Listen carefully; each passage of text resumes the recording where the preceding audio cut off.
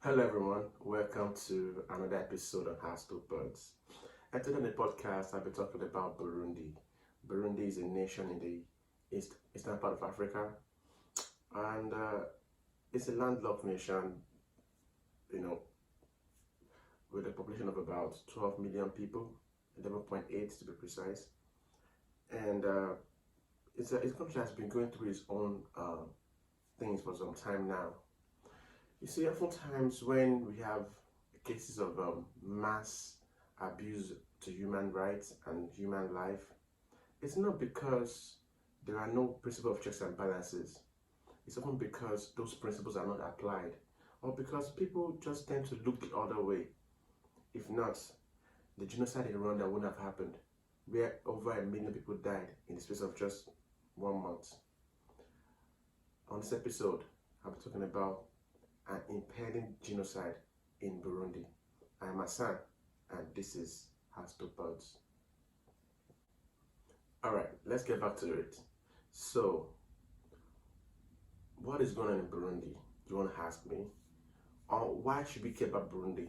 Yes, you should care because when we have people dying and there's an abuse of power and lack of respect for the human life, if there's something that we can do about it, at least let us be aware, let us inform ourselves about something that is going on in some other part of the world. You see, but this particular podcast will be focusing on the pre and post the present administration right now in Burundi. I'm talking about the administration of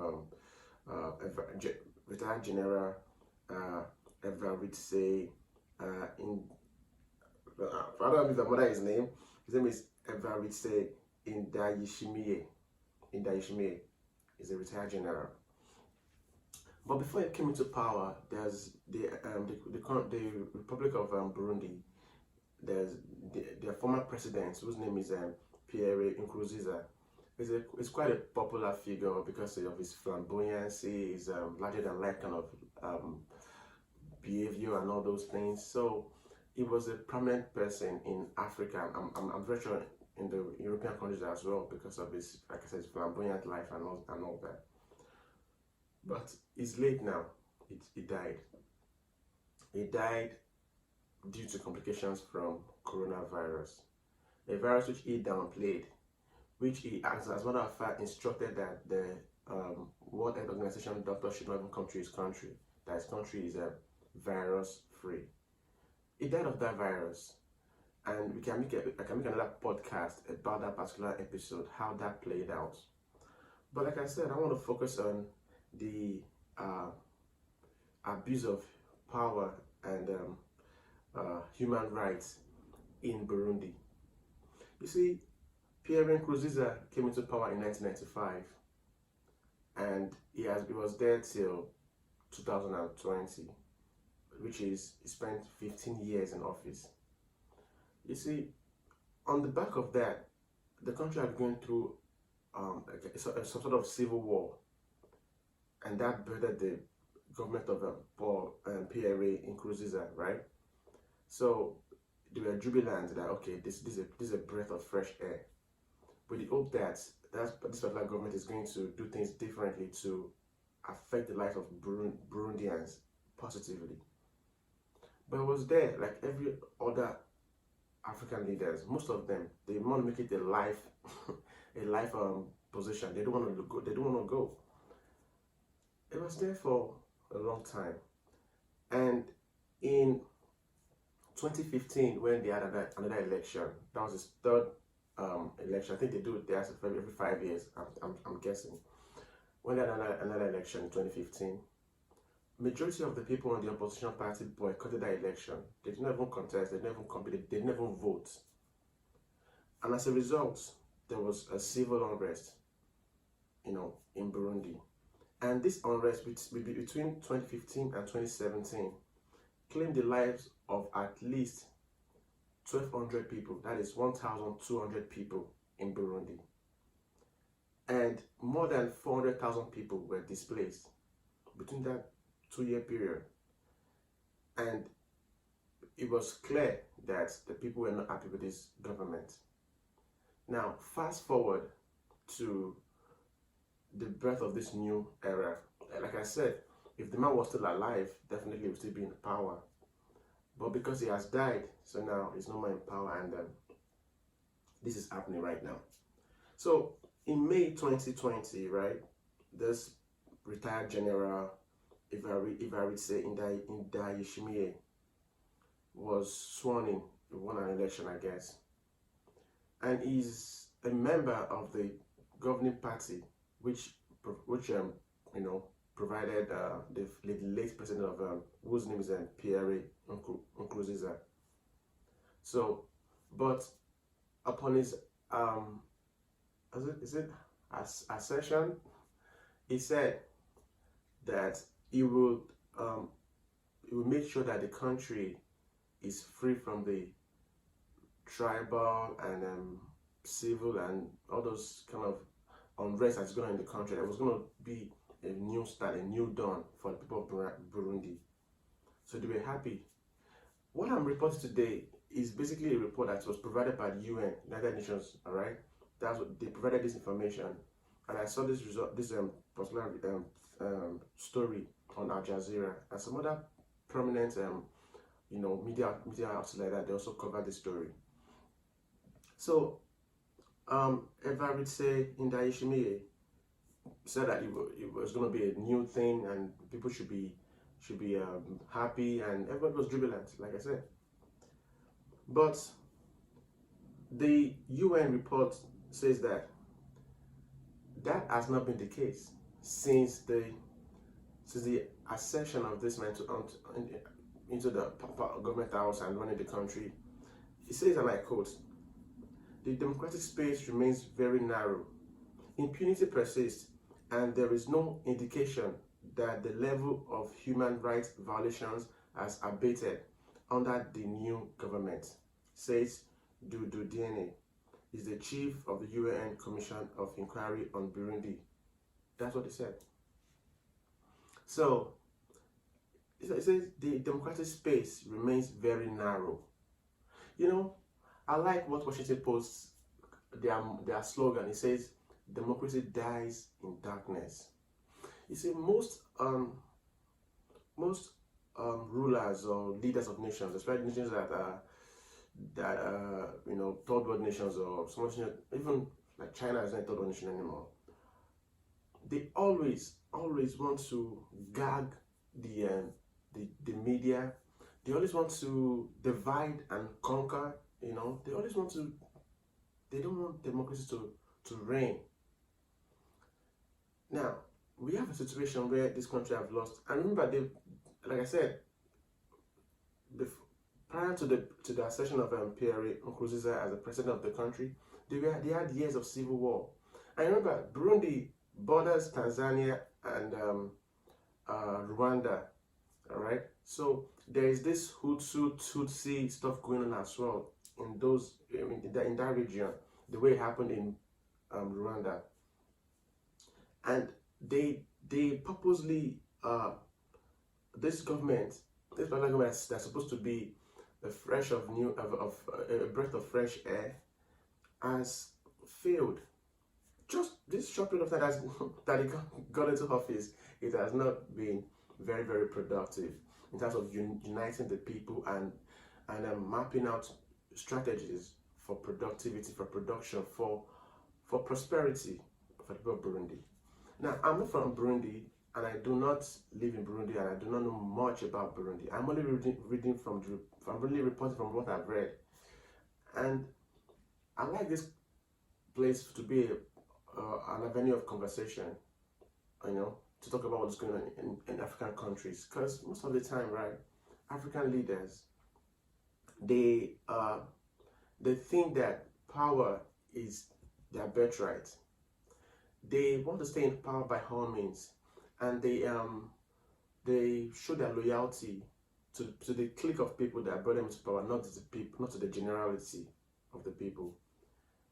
I hope that Burundi, under the presidency of Evariste Ndayishimiye, will not revert back into what it was during the time of Pierre Nkurunziza.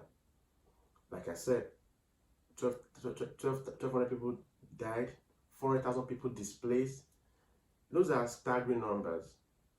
And there's poverty in the land, there's lack of opportunity, and those things. I honestly wish that this president can do something a little bit different. But according to the UN report, as I was saying, it says here that this president, like I said, is a retired general.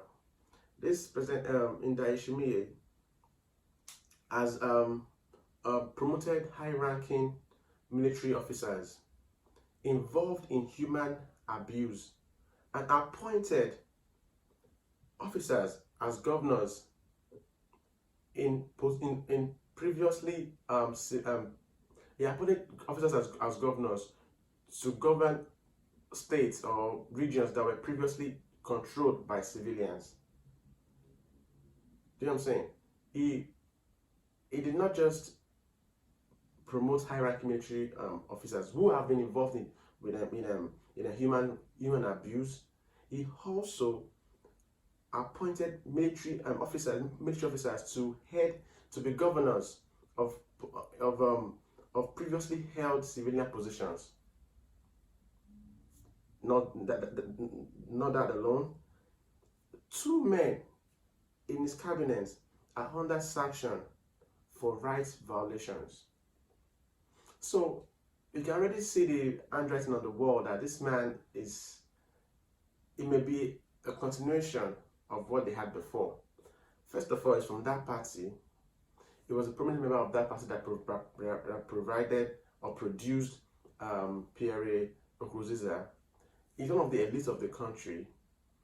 He, a now retired general, is more like on the side of heavy-handedness of governance than being civil, according to what the report is saying.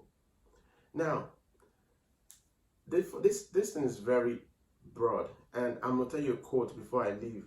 It says that security forces and the youth wing of the governing party, the Imbonerakure, continues their unrelenting act of impunity by beating, kidnapping, and sexual violence, says the UN report.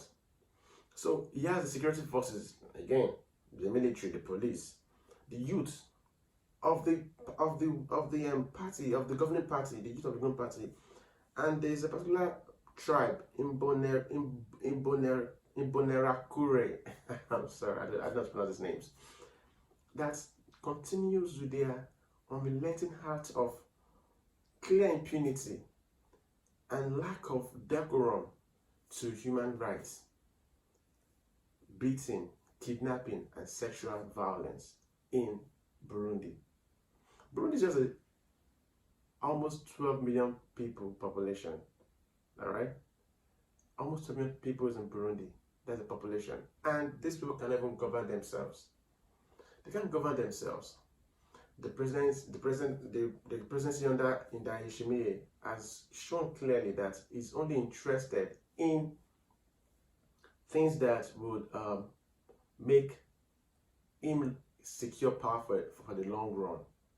He has shown that he's more into controlling the people by using military heavy-handedness.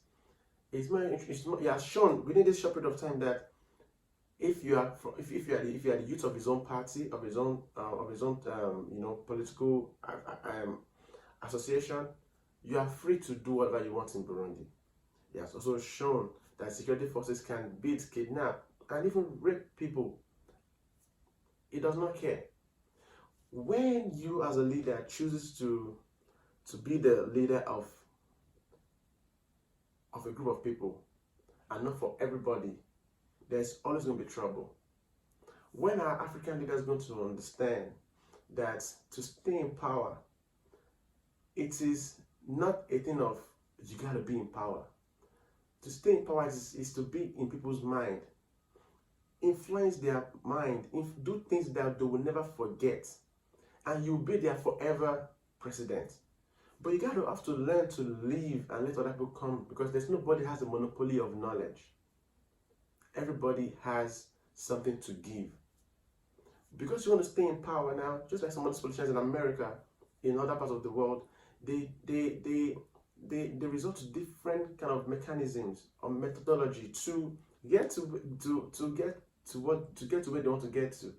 You know, they use all sort of rhetorics. They do some all sort of things. For instance, Justice Ruth Breda is dead now. GBM RBG, I think Ruth Breda Grisberg is her name. I posted it on my Instagram. Rest in peace to her. She lived a very glorious and fruitful life, productive life. Now, this is a segue. Under the president of Barack Obama, the Republican people said then that they will only appoint new justice after the election. Now, the same Republicans are saying now that they won't appoint a new justice since this lady just died of cancer complications before the election. You see, we should, I know it's politics and I don't like to always go into political things, but it just shows you how politicians do things. They will say whatever they want to say to favor them.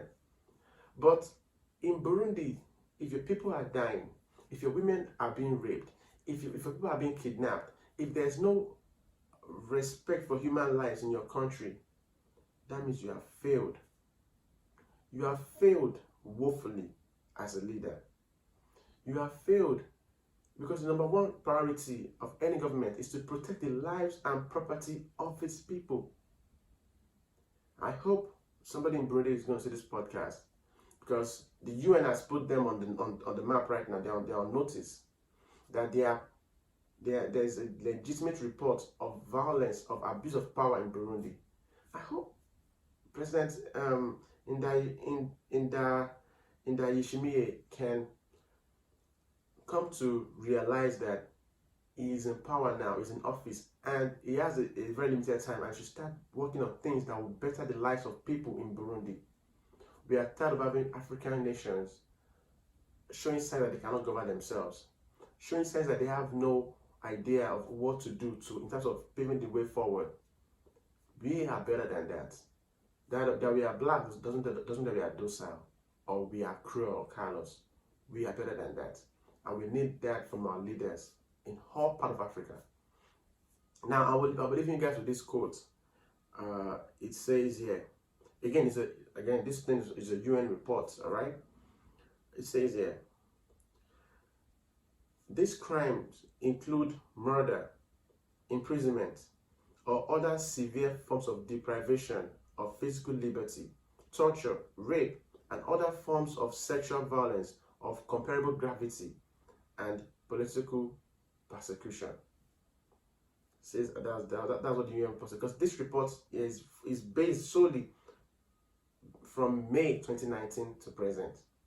So they have documented a lot of things that's proven clearly to the UN that there's political persecution, there's murder, rape, torture, sexual violence, imprisonment, unjust imprisonment going on in Burundi.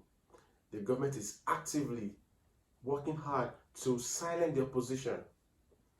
And that's not democracy, that's not government, that's not governance. When a government is actively working hard, like what happened in Russia when the leader of the opposition or whatever was poisoned or something like that. That is the government trying to cow the people to do his own bidding. No, that shouldn't happen in any civilized nation, in any part of this world at this day and age. So I'm calling on the people of Burundi to rise up, to demand for what is truly theirs, to hold their government accountable, to put its foot to the fire. That no, you say you're gonna lead us and you're gonna do the right things. How about you start doing it right now? And that's the podcast, ladies and gentlemen. Thanks so much for listening to this podcast. It's a short one, like I said. I'm working on so many projects that I'll be dropping almost instantaneously. Thanks a lot. Thanks again for listening to this podcast.